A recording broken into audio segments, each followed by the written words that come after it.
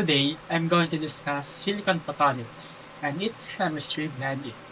As you can see in this image, light is being harnessed and manipulated on tiny silicon chips, opening up incredible possibilities.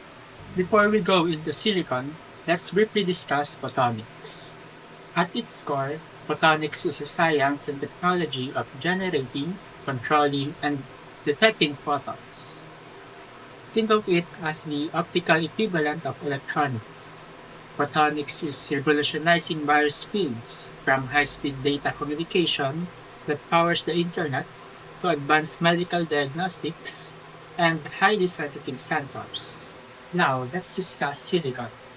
While traditionally known as the workhorse of the electronics industry, silicon has emerged as a crucial material in photonics. So, why silicon?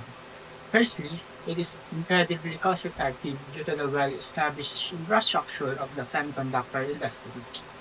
Second, it is fully compatible with CMOS or complementary metal oxide semiconductor, enabling the integration of complex photonic and electronic circuits on the same chip.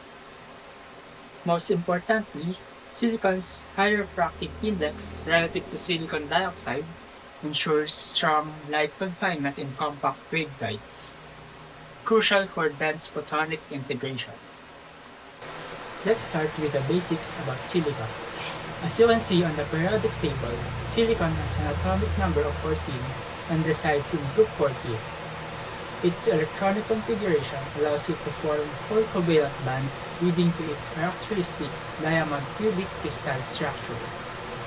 This highly ordered structure is essential for its optical properties. Now, why is silicon transparent to the near-infrared light used in most optical communication? This comes down to its electronic band gap. Silicon has an indirect band gap of around 1.1 electron volts. Photons with energy lower than this band gap, such as those in the near-infrared range, wavelength around 1.3 to 1.55 micrometers, do not have enough energy to excite electrons across the gap, and are therefore transmitted through the materials. This transparency is fundamental to its use in guiding light. So when you shine near-infrared light into silicon, the light just keeps going. It doesn't get soaked up by the material. This makes silicon a great light guide for the specific range of wavelengths, which is why it is so useful in optical communication systems. Silicon dioxide, or SiO2, is another critical player in silicon photonics.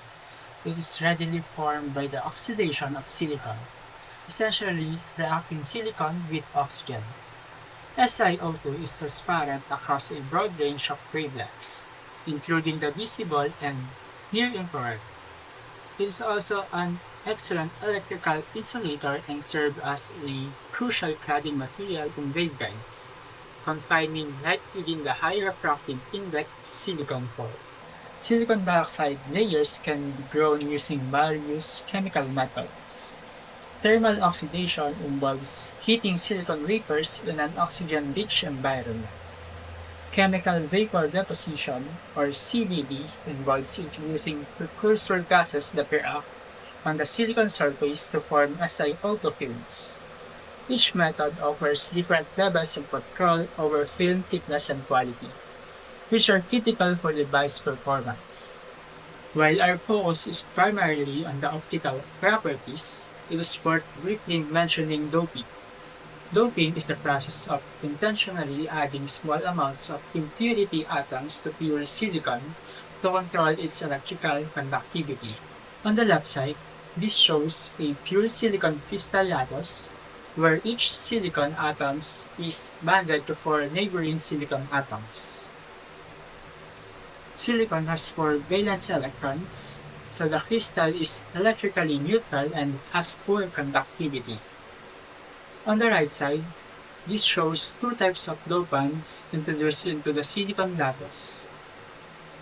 Phosphorus has 5 valence electrons, 1 more than silicon, When a phosphorus atom replaces a silicon atom, it bonds with four surrounding silicon, leaving one extra electron. This extra electron is loosely bound and can easily move, making the material a better conductor. This creates N-type or negative type silicon, where electrons are the majority charge carriers. Boron has three valence electrons, one less than silicon. When a boron atom replaces a silicon atom, it forms only three bonds, creating a hole, a spot where an electron is missing. Electrons from nearby atoms can jump into this hole, effectively moving the hole through the lattice. This creates p-type or positive type silicon, where holes are the majority charge carriers. This is important for creating hybrid silicon photonic electronic devices where optical and electrical functionalities are integrated on the same chip. The joining of a silicon photonic chip begins with high-quality silicon wafers. The growth of these single crystal wafers, often using Czaralski process, involves careful chemical control to ensure purity and structural perfection. Before any device fabrication, the wafers undergo rigorous cleaning processes to remove any contaminants. This often involves wet chemical etching using various acids and bases, as well as plasma cleaning techniques. Next comes lithography, a crucial step in defining the intricate pattern of photonic circuits. This often involves photolithography. First, a thin layer of photoresist, which is essentially a light-sensitive organic polymer, is spun onto the silicon wafer. The key here is the chemistry of these polymers. They are designed to undergo chemical changes when exposed to a specific wavelength of light, typically a UV. The wafer coated with photoresist is then exposed to a specific pattern of light through a mask. In positive photoresist, the exposed areas become more soluble, while in negative photoresist, the unexposed areas become more soluble. The development process then involves using chemical solutions to selectively remove either the exposed or unexposed photoresist, leaving behind a patterned mask on the silicon wafer.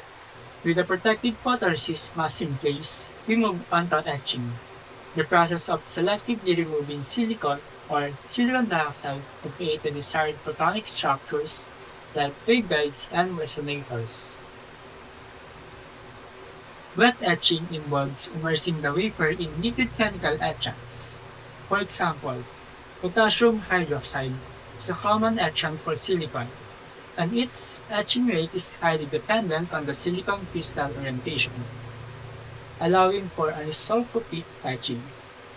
Hydrofluoric acid is widely used to etch silicon dioxide.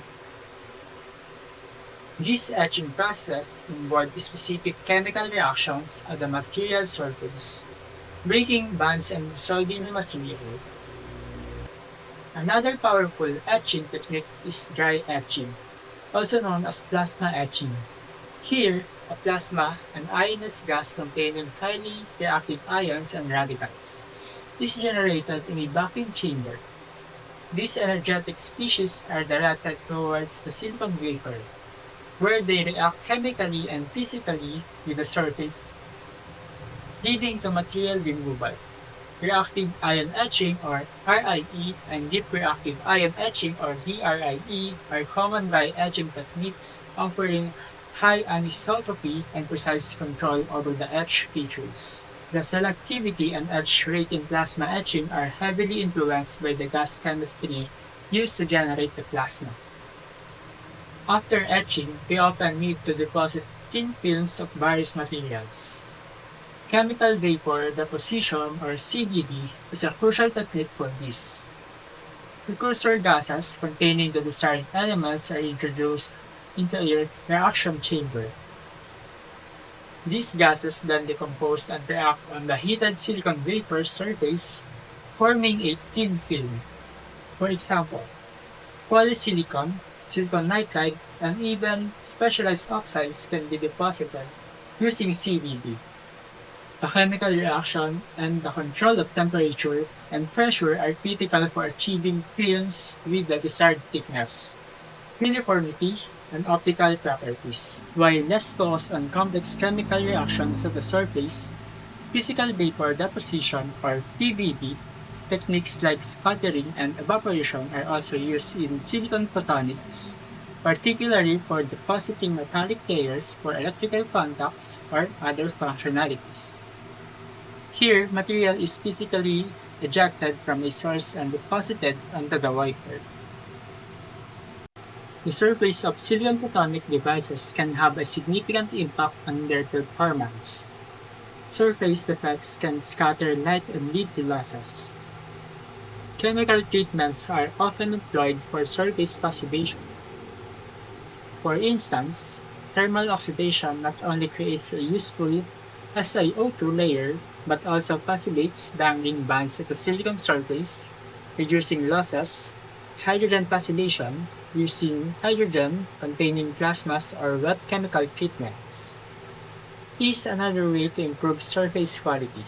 To achieve more complex functionalities, silicon photonic devices often need to be integrated with other materials, such as 3 to 5 semiconductors like indium phosphide or gallium arsenide, for efficient light sources.